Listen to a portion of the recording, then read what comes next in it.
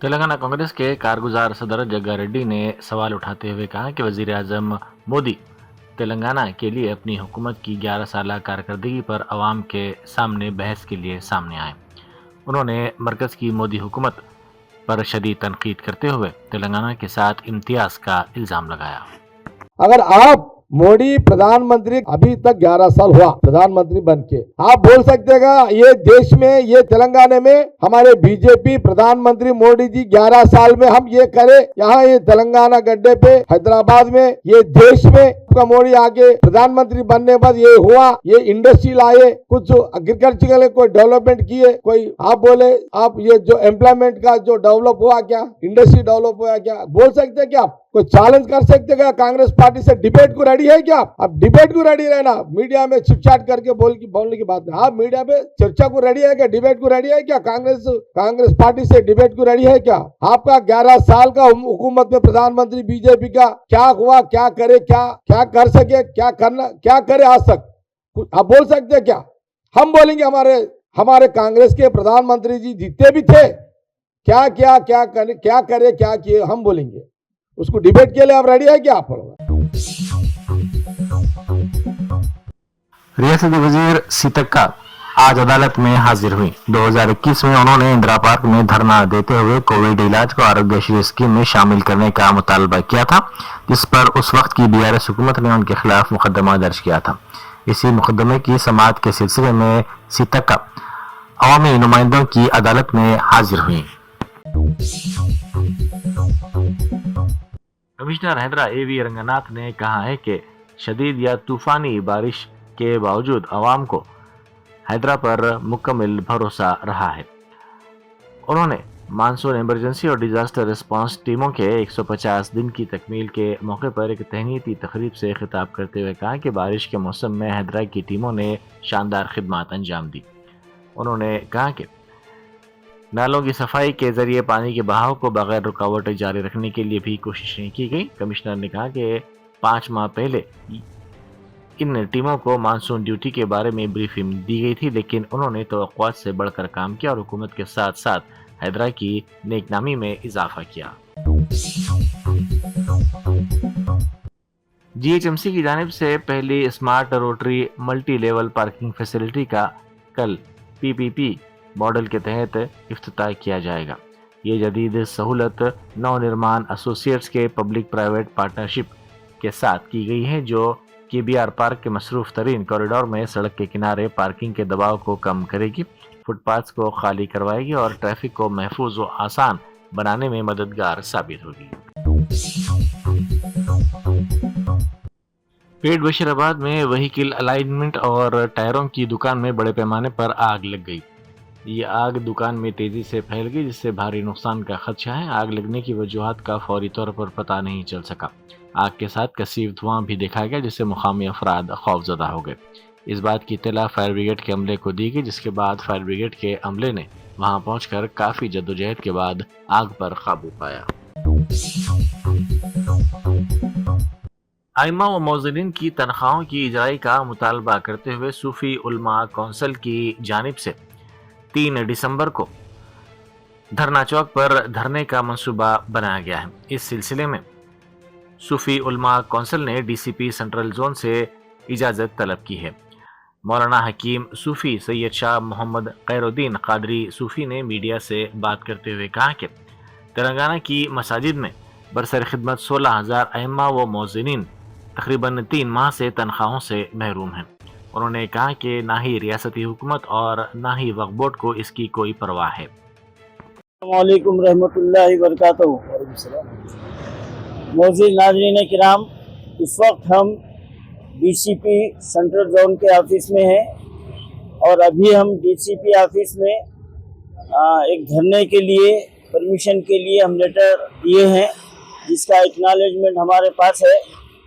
और ये धरना 3 दिसंबर बरोज़ चारशंबा को इंदिरा पार्क धरना चौक में मुनक़िद होगा।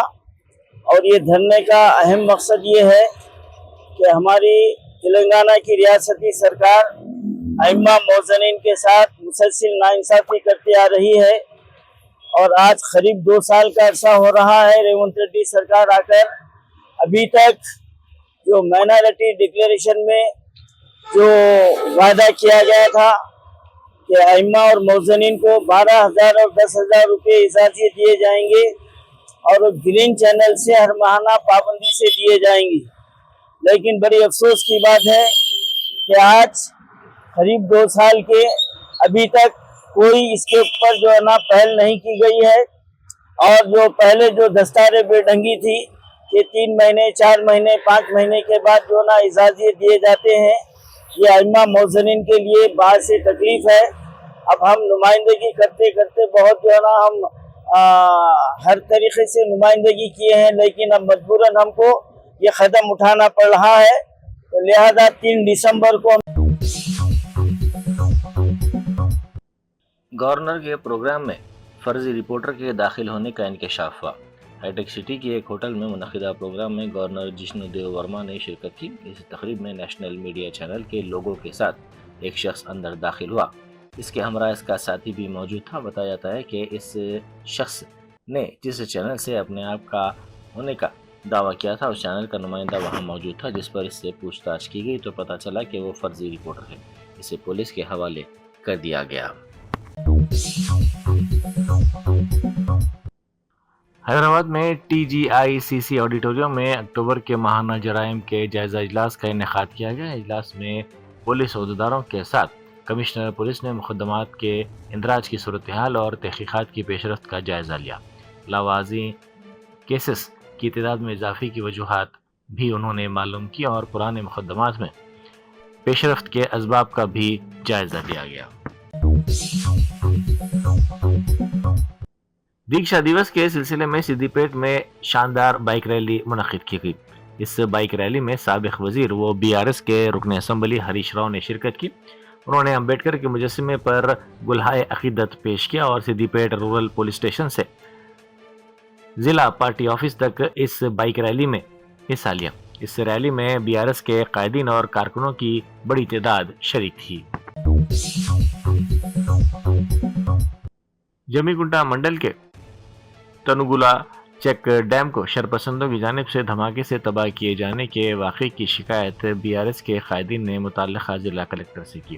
سابق وزیر گنگولا کملاکر، رکن اسمبلی کوشک ریڈی، سابق M L C Lakshman Rao, سابق M L A Ravi Shankar اور دوسروں نے کلکٹر سے ملاقات کرتے ہوئے یادداشت پیش کی اور اس واقعے کی فوری تحقیقات کروانے کا مطالبہ کیا۔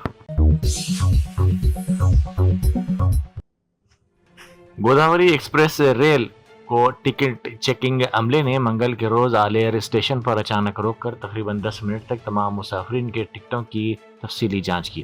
عام طور پر یہ اہم ریل چھوٹے اسٹیشنوں پر اتنے وقت تک نہیں رکتی۔ ذرائع کے مطابق بغیر ٹکٹ سفر کرنے والوں کی نشاندہی کے لیے یہ خصوصی جانچ مہم چلائی گئی۔ اچانک ریل رکنے اور چیکنگ کے باعث کچھ دیر مسافرین میں تشویش دیکھی گئی۔ ریلوے کے اس اقدام سے بعض مسافروں کو تکالیف کا بھی سامنا کرنا پڑا۔ جگتیال اربن تحصیلدار آفس میں اچانک برقی منقطع ہو گئی، جس کے باعث عملہ تاریکی میں موبائل فونز کی ٹارچ لائٹ کے ساتھ کام کرنے پر مجبور ہو گیا۔ 1 گھنٹے سے زائد وقت تک برقی سربراہی منقطع ہونے سے کمپیوٹر سسٹمز بند ہو گئے، جبکہ سرٹیفکیٹس اور رجسٹریشن کے لیے آئے شہریوں کو شدید پریشانی کا سامنا کرنا پڑا۔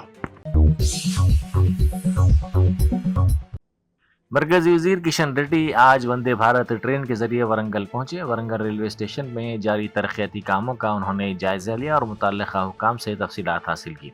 اس موقع پر انہوں نے اسٹیشن کے مختلف شعبہ جات میں کام کرنے والے عملے سے بھی ملاقات کی اور ان سے چائے پر چرچا بھی کی۔